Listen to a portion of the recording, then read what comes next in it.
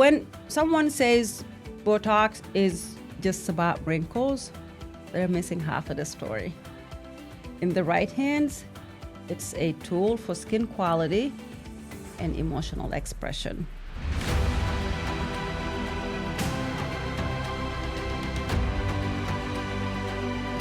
Hey friends, welcome back to the Treat Different podcast. It's Fatou, and today we're talking about something that's honestly shifting the entire landscape of aesthetics. What people want, what providers are doing, and where the future of facial balancing is headed. If you ever scroll through the before and afters online and thought, okay, but I don't want to look like someone else, you are not alone. We are entering a new era of aesthetics. People are done with the overfilled look, done with the Instagram face, done with the frozen one-size-fits-all aesthetics. Now we want balance. We want softness, structure, and glow. So today I am breaking down what facial balancing really means, how injectables are evolving, and what's coming next in aesthetic medicine. Let's get into it. So let's start with what's changed. A few years ago, patients will come in asking for specific features like lips, jawline, high cheekbones, whatever was trending. But now the conversation has shifted. Clients are asking for balance. They want their face to look refreshed, not filled. They want structure, not sharpness. And they want to keep their identity and not erase it. Facial balancing isn't just about injecting filler in 5 different places and calling it a day. It's about understanding bone structure, fat pads, skin elasticity, and how light hits the face. It's the art of restoring volume where we lose it with age, like temples, the mid-face, without making you look like someone else. The new aesthetic goals are a natural profile, a smooth transition from cheeks to jaw, keeping facial expressions, and working with your unique beauty, not against it. So when you hear facial balancing, the term facial balancing, think light, shadow, proportion, not big lips and chiseled chins. Now I want to talk about tox, as known as Botox. Tox isn't new. It's how we use it that's evolving fast. So more patients are asking for natural movement. They still want to soften lines, but they don't want to look robotic. So we are using smaller doses, even if it means less duration for them. They prefer that over the heaviness and frozen look. Okay? So we're strategically placing it. It's called microdosing, and it gives you that filtered look, but not frozen. And popular areas for this subtle approach are forehead and glabella, crow's feet, lip flip, and chin dimpling. Those are the most popular areas. I see some of us use it for lower face slimming, but that approach is not for everybody. Be careful if you're putting any tox on people's lower faces. I am talking to injectors for this one. That treatment is not for everybody, and it's not for slimming like they say, like many people think. Instead, it can backfire and cause jowling, heaviness, and weaken that lower face muscle that gives you support. So be very careful when you're going and asking for lower face slimming using neurotoxins. But here's where it gets really interesting. Tox isn't just for lines anymore.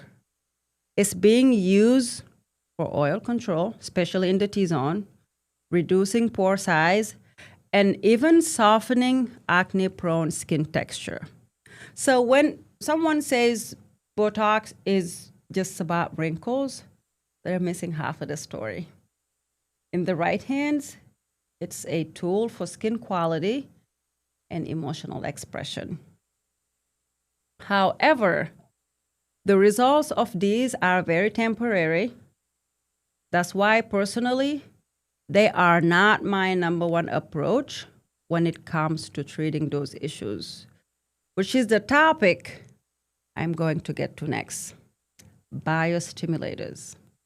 I want to talk biostimulators. This is one of my favorite topics to talk about and one of my favorite treatments.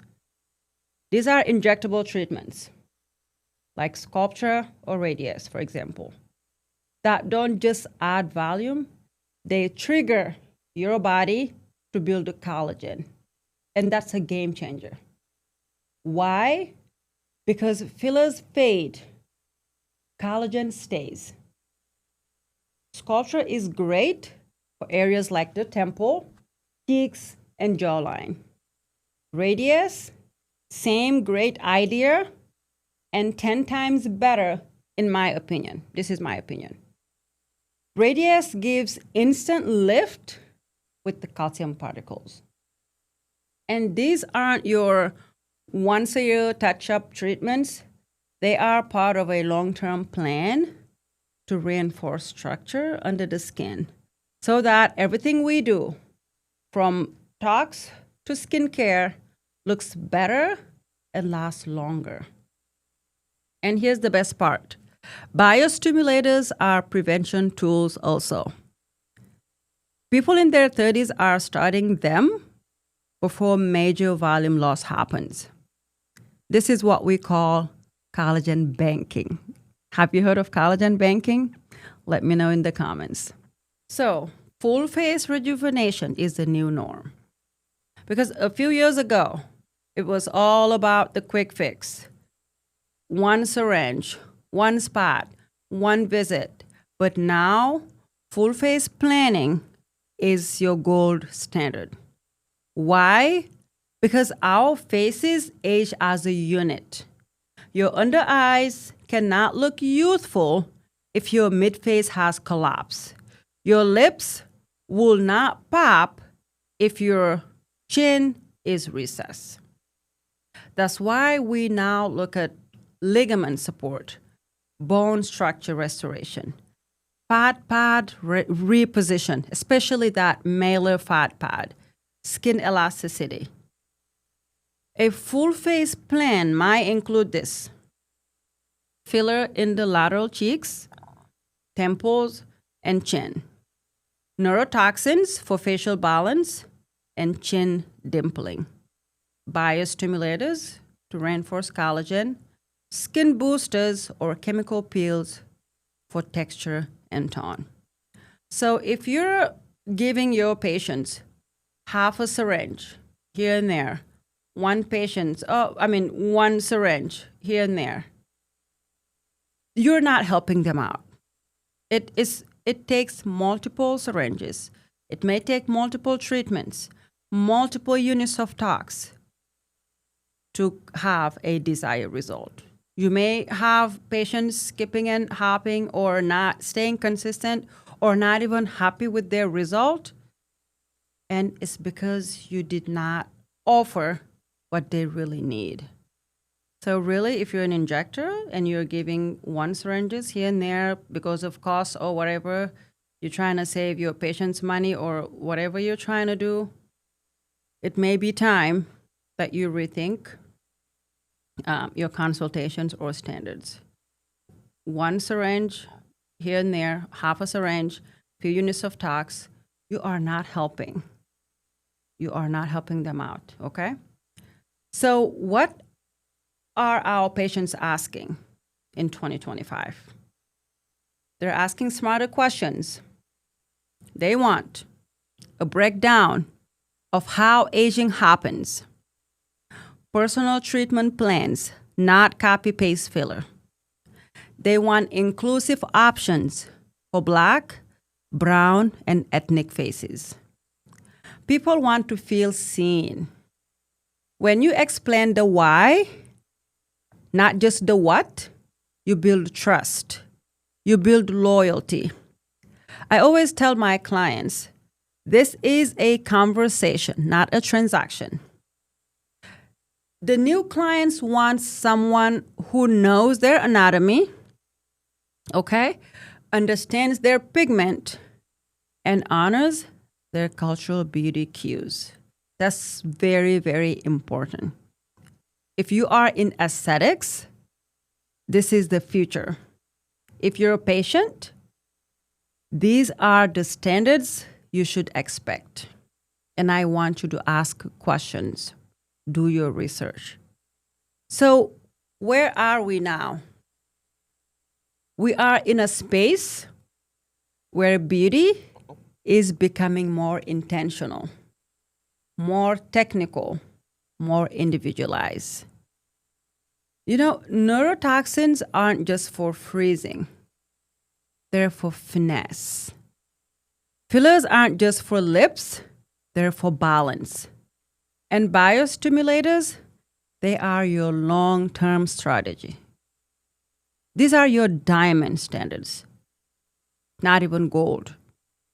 So whether you're thinking of starting your injectable journey or just refining what you already do, know this. You don't have to chase trends. They go out of style. Don't chase trends. You don't have to change your face. You just need the right plan and the right provider. Thanks for spending time with me.